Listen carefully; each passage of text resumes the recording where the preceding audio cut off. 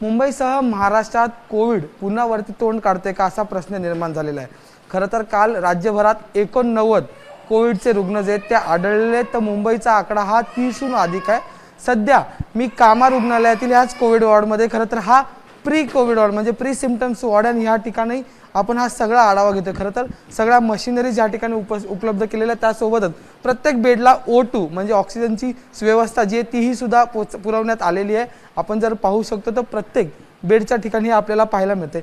हा संपूर्ण वॉर्ड जो आहे तो प्री कोविड स्टेजवर बनवण्यात आलेला, आणि जर सिम्पटम्स अधिक जोरात असतील तर मग रुग्णांना जे तो समोरच्या वॉर्डमध्ये जे ते क्वारंटाईन करण्यात येते, आणि त्यासाठीची सुद्धा खबरदारी आता या रुग्णालयाने म्हणजेच महापालिकेच्या रुग्णालयाने घेतलेली आहे। आणि या सगळ्या संदर्भात आपल्यासोबत बोलण्यासाठी अधीक्षक पालवे सर आहेत। सर, आता सध्याची स्टेज खरं तर 719 रुग्ण होऊन गेले आणि काल 89 रुग्ण आलेले, त्यामुळे काय परिस्थिती आहे आणि तुम्ही कशी काळजी घेताय?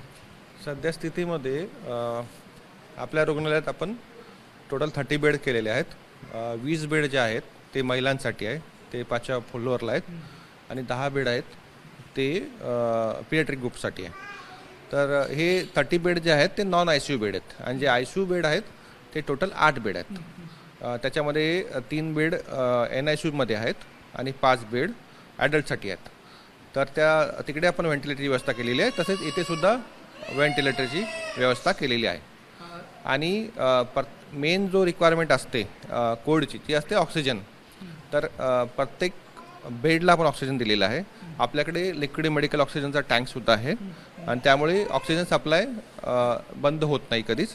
आणि तसेच हा जो आहे तो प्री कोविड वॉर्ड आहे। प्री कोविड वॉर्डमध्ये आपण जे प्रायमरी सिम्पटम्स आहेत, फीवर आहे, कफ आहे, स्नीझिंग आहे, नंतर त्यांना थोडं दम लागतोय, असे वाटलेले सिम्पटम्स इथे येतात, आणि जर पॉझिटिव्ह आलं तरच आपण प्रॉपर कोविड वॉर्डमध्ये शिफ्ट करतो। सर, यात सगळ्यात महत्त्वाची म्हणजे की केंद्राकडून आता गाईडलाईन्स सुद्धा जारी करण्यात आलेल्या आहेत, त्यामुळे तशा रीतीने केंद्राने काय विशेष गाईडलाईन्स दिल्यात कारण मग त्याची तुम्ही कशी काळजी घेतात? हां, ज्या आपण गाईडलाईन फॉलो करतो ते आहे सेंट्रल गव्हर्नमेंट आणि स्टेट गव्हर्नमेंट प्लस DHS।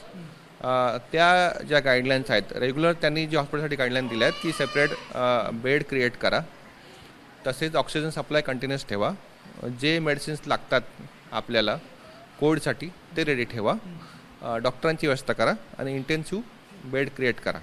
तसेच जे सस्पेक्टेड पेशंट्स आहेत त्यांचं ऑक्सिजन मॉनिटरिंग करा। तुम्हाला जर थोडा जरी ऑक्सिजनमध्ये फॉल वाटला तर त्यांना ऑक्सिजन लगेच चालू करा।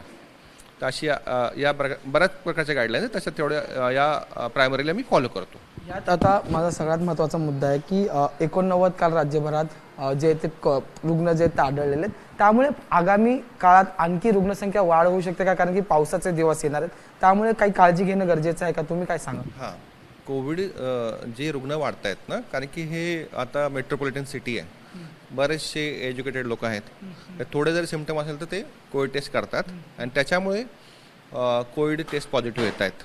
पण ॲडमिशन एवढे अजून वाढलेले नाही आहेत। म्हणजे आम्ही महिनाभराचा जरी रेकॉर्ड बघितला तरी आमच्याकडे सस्पेक्टेड पेशंट आलेले आहेत, पण ॲडमिशन एकही नाही आहे। त्याच्यामुळे ॲडमिशन अजून वाढलेले नाही आहेत। आणि ज्या पण डेथ आपण रेकॉर्ड केल्या आहेत महाराष्ट्र किंवा मुंबईमध्ये, त्या पेशंट्सला बऱ्याच वेळा अजून कोमॉर्बिड सिम्पटम्स होते, म्हणजे डायबिटीज असेल, हायपरटेन्शन असेल, कॅन्सर असेल, ओबेसिटी असेल किंवा लंग इश्यू असेल, ते सुद्धा कारणं होते कोविड डेथसाठी। फक्त कोविडमुळे डेथ झालेले रुग्ण आज सध्या तरी नाही आहेत। अगदी शेवटचा प्रश्न आहे, खरं तर कोरोनावर लोक काढते अशी चर्चा आहे, त्यामुळे तुम्ही सगळ्या लोकांनाच म्हणजे महाराष्ट्राच्या असेल काय नेमका संदेश असेल तुमचा, कशी काळजी घेतली पाहिजे? व्हायरल इन्फेक्शन प्रिव्हेंट करणं खूप डिफिकल्ट असतं। तर ॲटलिस्ट आपण ज्या गर्दीच्या ठिकाणी आहो, रेल्वेमध्ये आहो, बसमध्ये आहो, थिएटरमध्ये गेलो, मॉलमध्ये गेलो, आपण मास्क घालणं जरुरी आहे। आपल्याकडे NIT मास्क असेल तर ठीक आहे, तो नसेल तर आपण MSS मास्क वापरणं जरुरी आहे। तसंच आपण बाहेर गेल्यावर एखाद्या माणसाला टच करतो, वायरच्या वस्तूंना टच करतो, तर घरी आल्यावर पहिले हात आणि तोंड धुवून घ्यावे, आणि बाहेर असू तर आपले हात आपल्या तोंडाला कमी किंवा नाकाला कमी लागले पाहिजे, कारण की जे हाताला कंटॅमिनेशन होतं व्हायरल्सचं ते नाका तोंडाकडे जाऊ नये। आणि ज्या रुग्णांना कफ आहे, स्नीज आहे, त्या लोकांनी जास्त काळजी घ्यावी। तसेच जे ॲडल्ट आहे 40च्या वर, ज्यांना लंग इश्यूज आहेत, ओबेसिटी आहे, हायपरटेन्शन आहे, डायबिटीज आहे, तसेच ज्या प्रेग्नंट महिला आहे 7व्या 8व्या महिन्याच्या, त्यांच्यावर पण ते प्रेग्नन्सीमध्ये लंगवर थोडं प्रेशर आलं असतं. तर त्या महिलांनी काळजी घेणं खूप जरुरी आहे. आणि थोडे जरी सिम्पटम्स आढळले, कफ असेल, स्नीझिंग असेल, फिवर असेल, दम लागतोय, तर लगेच टेस्ट करावी आणि या सगळ्या रुग्णांनी त्वरित ॲडमिशन घ्यावं. धन्यवाद सर आमच्याशी बोलण्यासाठी. तर हे होते कामा रुग्णालयाचे अधीक्षक तुषार पालवे यांनी सांगितलेले की तुमच्याकडे जर थोडे जरी टेस्ट असतील तर त्याची काळजी घ्यावी, नेहमी आपले हात धुवावे आणि जर आपण गर्दीच्या ठिकाणी असू तर मास्क वापरावे. N95 नसेल तर दुसरं लेअरिंगचं मास्क तरी वापरावे. त्यामुळे आपण या सगळ्या एकंदरीत पुन्हा एकदा या येणाऱ्या विषाणूपासून आपल्याला वाचू शकतो. त्यामुळे काळजी घेण्याचा सल्ला आता जो आहे तो पुन्हा डॉक्टर तुषार पालवे यांनी दिलेला आहे. व्हिडिओ जर्नलिस्ट गजानन बाळापूरकर सह मी अजय माने, ABP माझा, मुंबई. ABP माझा, उघडा डोळे बघा नीट.